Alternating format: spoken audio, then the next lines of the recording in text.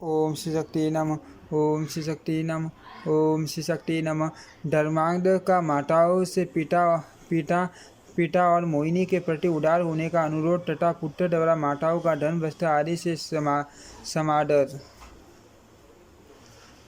राजा ने कहा, वीरू, मैंने राजलक्ष्मी तथा राजकीय वस्तुओं पर पूर्ण अधिकार नहीं स्थापित किया है। मैंने धर्मांध को पुकार कर यह आदेश दिया था कि कमल नयन, आप मोहिनी को संपूर्ण रत्नों से विभूषित करके महल में ले जाओ और इसकी सेवा करो, क्योंकि यह मेरी सबसे प्यारी पत्नी है। आपका महल हवादार भी है और उसमें हवा से बचने का भी उपाय है। वह सभी ऋतुओं में सुख देने वाला अट वही ले जाओ। पुत्रों को इस प्रकार आदेश देकर मैं कष्ट से बचने के लिए बिछौने पर गया। स्या पर पहुँचते ही मुझे नींद आ गई और अभी अभी ज्यों जगा हूँ सहसा आपके पास चला आया हूँ। देवी, आप जो कुछ भी कहोगे उसे निसंदेह पूर्ण करूँगा। मोहिनी बोली, राजेंद्र, मेरे विवाह से अत्यंत दुखित हुई इन अपनी पत्नियों को धीरज बंधाओ। इन पतिव्रताओं के आंसू से दग्ध होने पर मेरे मन में क्या शांति होगी। भूपाल, ये पतिव्रता देवियाँ तो मेरे पिता ब्रह्मा जी को भी भस्म कर सकती हैं। फिर आप जैसे प्राकृत नरेश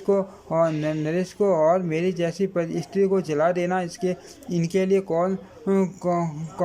लिए कौन सी बड़ी बात है। भूमिपाल, महारानी संध्यावली के समान नारी तीनों लोकों में कहीं नहीं है। इनका एक एक अंग आपके सने पास से बंधा हुआ है, इसलिए ये मुझे बड़े प्यार से सहज भोजन कराती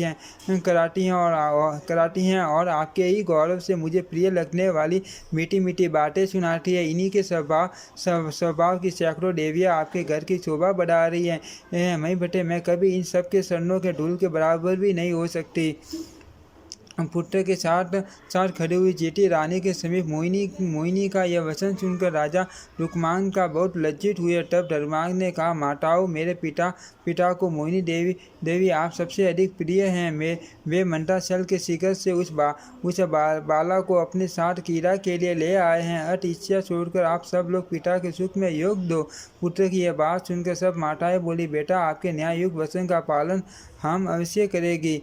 माताओं की यह बात सुनकर राजकुमार धर्मांध ने प्रशंसित से एक के लिए एक करोड़ से अधिक सर्वमुदाय, हजार नगर और गांव तथा 8 सुरवर मंडित रथ प्रदान किए। एक रानी को उन्होंने 10 हजार बहुमूल्य वस्त्र दिए, जिनमें से प्रत्येक का मूल्य 100 सर्वर मुद्राओं से अधिक था। मेरु पर्वतों की खान से निकले हुए सूर्य एवं अक्षय सूर्यों की डाली हुई एक लाख मुद्राएं उन्होंने प्रत्येक माता को अर्पित की। साथ ही एक के लिए 100 से अधिक दासियां भी दी।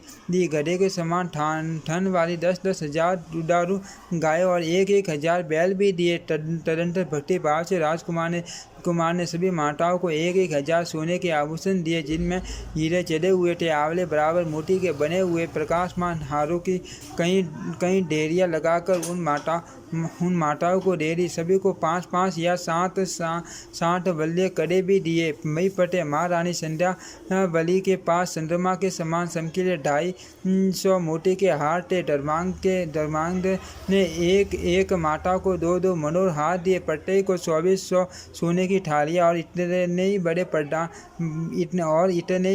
गड़े प्रदान किए। राजन, हर एक माता के लिए 100 सुंदर पालकियां और उनके धोने वाले मोटे ताजे शीघ्रगामी काट दिए। इस प्रकार कुबेर के समान शोभा पाने वाले उस धन्य राजकुमार ने बहुत सी माताओं को बहुत सा धन देकर उन सब की परिक्रमा की और हाथ जोड़कर यह वचन कहा, माताओं, मैं आपके चरणों में मस्तक रखकर प्रणाम करता हूँ। आप सब लोग मेरे अनुरोध से पति के सुख की इच्छा रखकर मेरे पिता से आज ही चलकर कहे कि नरेश्वर ब्रह्म कुमारी मोहिनी बड़ी सुशीला हैं। आप इनके साथ सैकड़ों वर्षों तक सुख से एकांत में निवास करें।